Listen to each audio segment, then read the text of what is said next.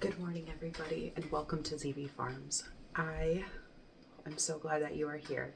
After this last crazy week, I was not able to show you guys or anything what we actually canned. It was a very crazy week, so we are getting back into it. But today I am actually canning pinto beans. So I'm going to show you a little bit about that. Now, I did, in that big pot right there, I did already start soaking our pinto beans. We soaked them overnight in water and some seasonings. We usually do onion and garlic powder. So it was soaking overnight through that. Now I have some in the canner already over here, and I gotta wash some more cans and clean that mess of a counter up so that we can get the next batch started. Now these need to be pressure canned for 90 minutes. So that is what we're gonna be getting this up to. We have to get it up to pressure first, but right now it's just building heat. So let's get these jars taken care of.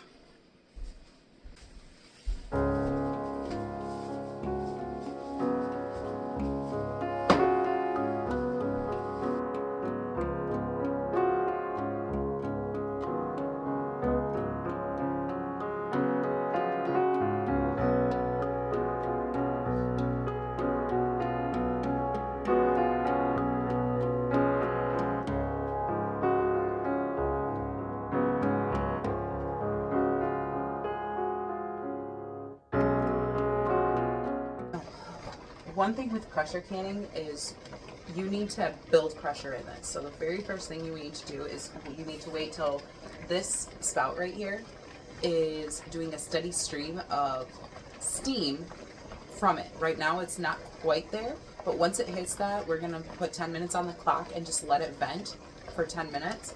And then we have this weight, and then we'll toss this weight on top of that, and that will build the pressure back up. But this is actually helping with building some of the pressure up right now. So we're just gonna let that go a little bit longer before we set a timer, but it's close.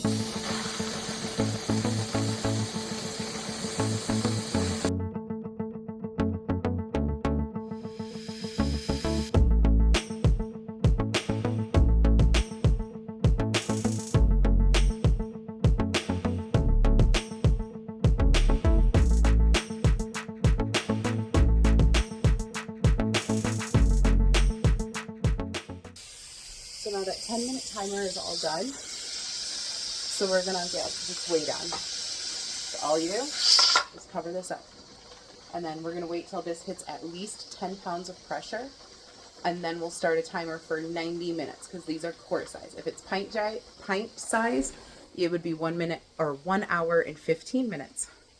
So I'm gonna continue cleaning this counter off so that I can start on the next canning project, which is gonna be another batch of habanero apricot jelly.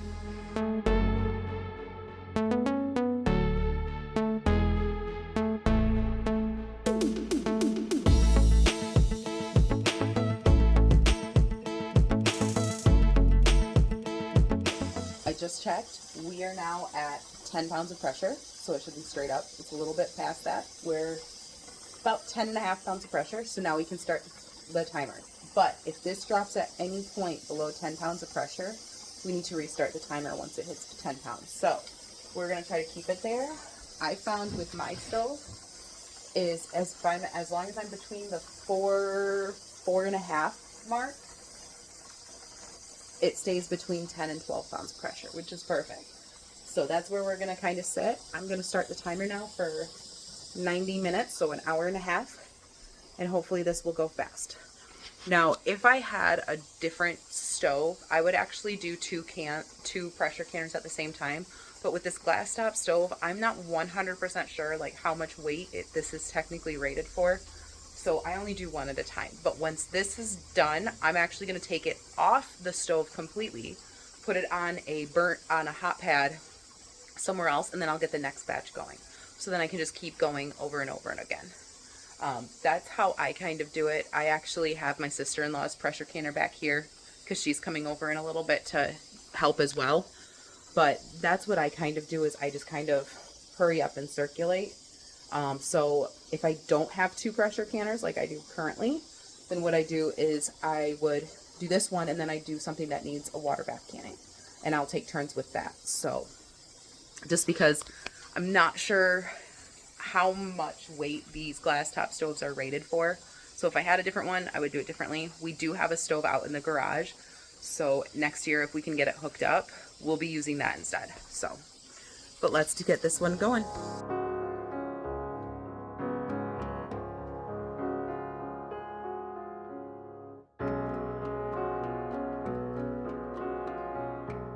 So this counter is clean enough. Most of it is canning stuff or stuff that I need for projects for canning that I'm going to be doing. So that's why a lot of it is staying on here. But I'm going to work on this water bath canning recipe for something that we made last weekend that is absolutely delicious. So I definitely want to make more of it. It is a habanero apricot jelly. It looks amazing, especially on chicken wings. So we'll be having that for a meal this week. But I'm super excited about it. And it tastes absolutely amazing. And it's in this new the all new Ball book of canning and preserving. If you don't have this, I do recommend it. There's a lot of recipes in here that I use for different things. We made an enchilada sauce that's in this recipe, and that was absolutely delicious. So I plan on making more of that too. But part of this jelly recipe that you need to do is you need to actually soak the apricots for at least 4 hours. So I am actually going to get the apricot soaking in the vinegar right now. So that way by about 2 or 3 o'clock this afternoon, I can finish the recipe off and then get it water bath tonight. So that is what I'm going to get going. So I got to chop up some apricots and get those into some vinegar.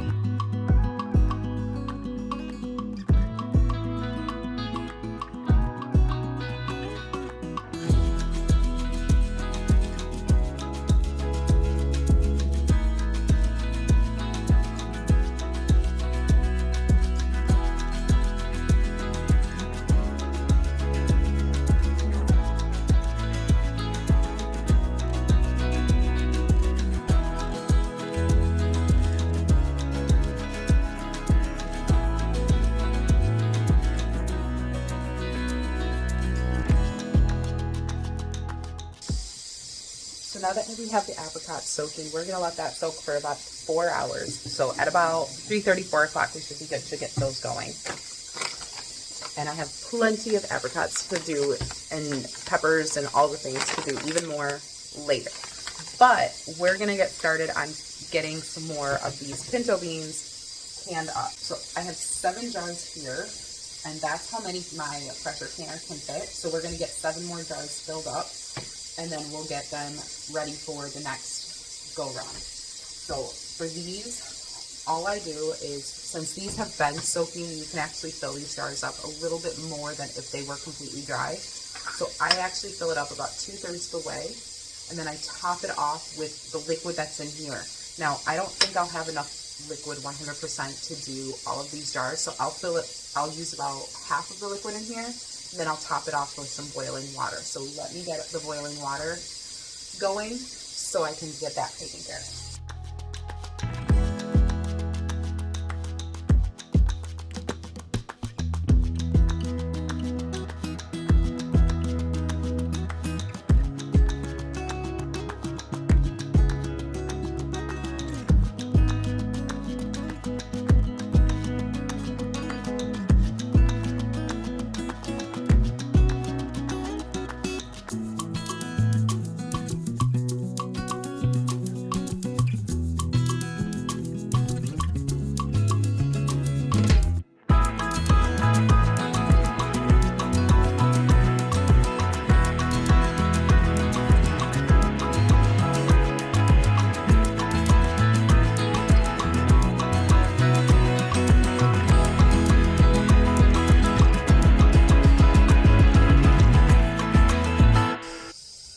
Now I'm just using a chopstick to debubble all of these.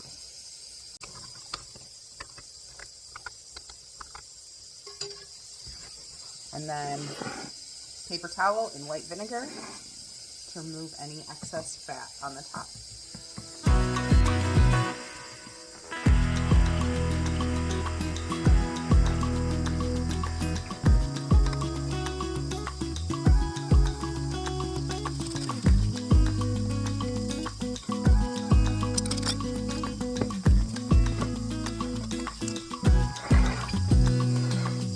So now we have this next batch ready to go. So as soon as this canner is all done, we'll remove it from the heat, let it come down to pressure naturally. So as soon as it's done, we'll take it off the stove.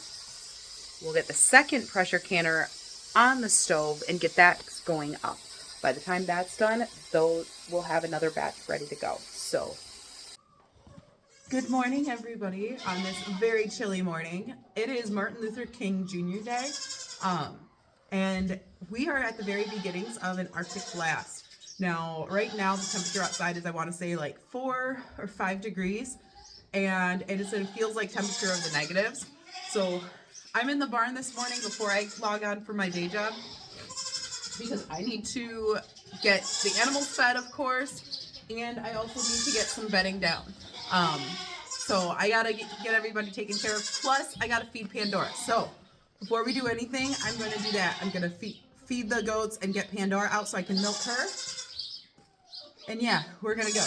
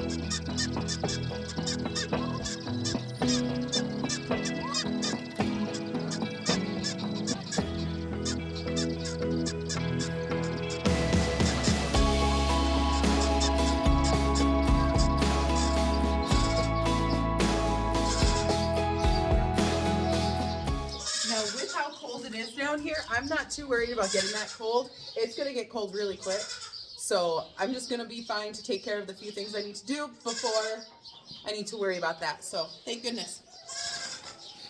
Wintertime is definitely in my favor right now.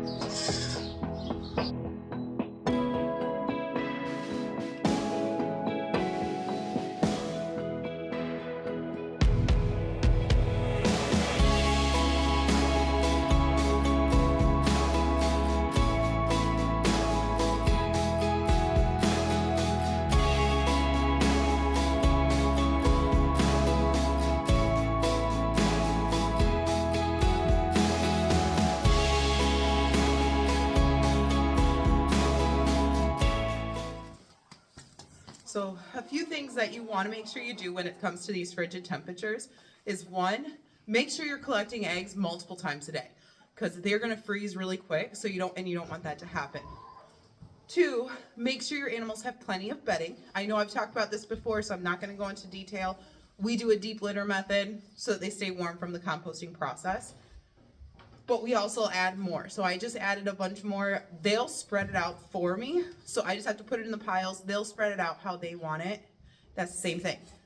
The pigs, we made sure they had plenty of bedding as well. That we actually did a few days ago. So if anything, I might go, if the roads aren't good enough, I might pick up some more straw for them so that they have even more but also food and water. You want to make sure you're feeding them more right now, but also water. Water is necessity of life. They need it. So fresh water that's running, all of that is necessary. I have to get a heater out to the pigs in some way. So I'm going to be working on figuring that out in just a little bit so that they have fresh water that's not frozen. So they'll be good. They have some water out there right now. They'll be good for just a few, like another hour, and I'll get some fresh water with the heater out there. But everybody is doing good right now. I'm going to keep the barn closed just to help hold in any heat for the baby. But other than that, this is all we can really do. The animals were adapted for this, so you do what you can do.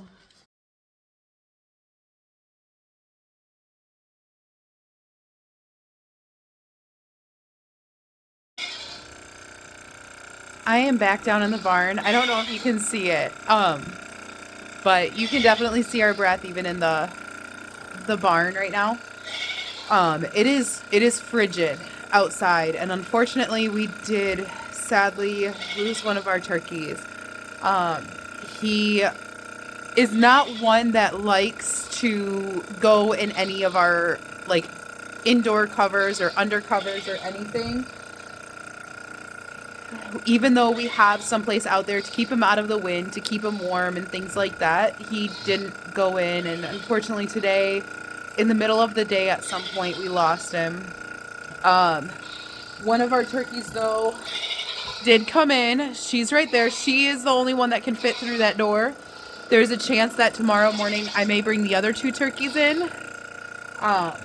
But the turkeys and the pigs kind of all keep each other warm in their outdoor enclosure over here. Now, it is not a fully outdoor. It is enclosed. It does block from the wind and everything, but it's just cold. So I'm just down here in the barn really quick, milking Pandora and feeding the goats because they have not been fed yet. Everybody else has. I've actually fed everybody probably 3 or 4 times today just to make sure that they have energy in their body to help keep them warm. But yeah, unfortunately we did sadly lose one of our turkeys. But with how cold it is, I think the high today was 4 degrees. The high tomorrow is only going to be about 2. It's the feel like temperature is in the negatives, and then the wind chill drops it even lower than that. And so everybody's been kind of holed up, staying warm. Everybody has extra bedding and plenty of it. So we're just going to keep going and try and hope we don't lose anybody else. Like I said, we're doing everything we can to make sure we don't, but it was a situation that we couldn't avoid because he wouldn't even come inside of the barn even if we tried. Because he's never liked being in the barn even as a baby. So, but everybody else is good. The baby's good. She's actually eating. She's slowly getting weaned already. I can't believe it. But she's starting to eat other food and everything. So she is doing fantastic. She is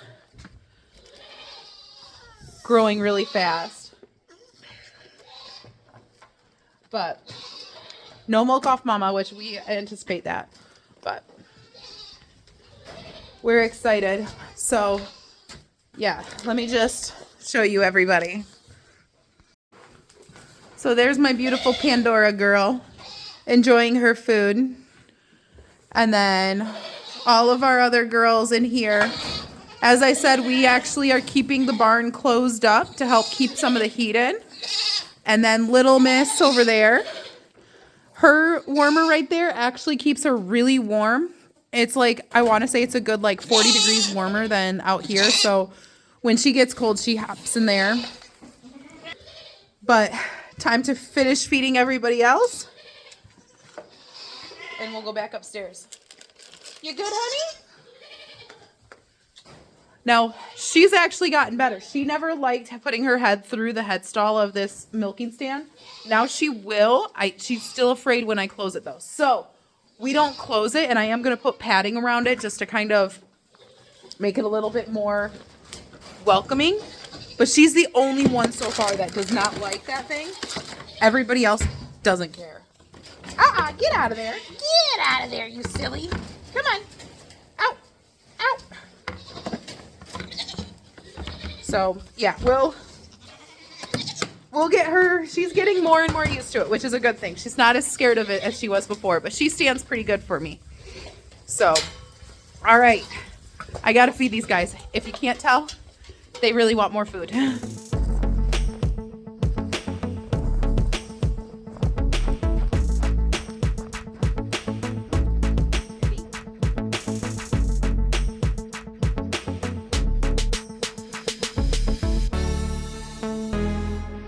It is day 4 of the kids not having school.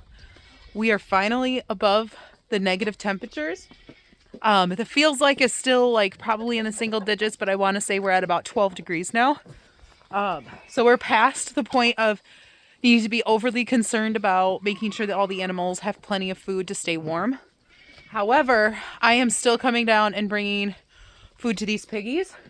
And that turkey keeps breaking out of the chicken coop. It can fit through the chicken door. So tonight I'll make sure that she gets back inside to stay warm for the night. But the pigs are doing great. They just build a nest right into this hay. You can probably see where the mound is. They literally just build in there and tuck in. And the chickens, she actually stays out here all night long. So she's done really good too.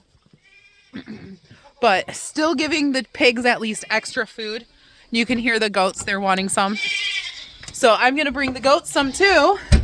Again, we're past the point of needing to be overly concerned, where yesterday and the day before, I was feeding the animals about 4 or 5 times throughout the day, because digestion actually keeps the body warm. So we're past that point. But still kind of frigid. So I'm going to bring this to the girls and give a little bit of the bit to the boys. And we should be good. Everybody got another dose of food. Now, it's definitely not as much as I've been giving because they don't need as much. But everybody had it. They're enjoying it right now. And then I'll get that other turkey inside later if she doesn't come in at bedtime. So she and the other female can actually fit through our chicken door, which is kind of shocking. But yeah. And little baby over there, who we still need a name for. So come up with names and put them in the comments below. But little baby over there is doing fantastic. She has her heater that she goes into when she gets super cold. But otherwise she comes out, she drinks off mom. She eats her own food now too. So she is doing great. So I cannot wait till the sun comes out and it warms up a little bit more so I can open this barn up for everybody, because they're going stir crazy. Because they're just driving me crazy. But I got to get up.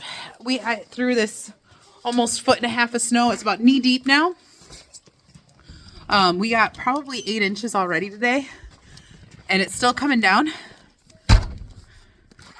But we keep trudging through it because we got to. But yeah, so I hope you guys are having a great day. This week has definitely put us through the trenches and we're making do. Hope you guys have a safe one and you guys are all safe as well.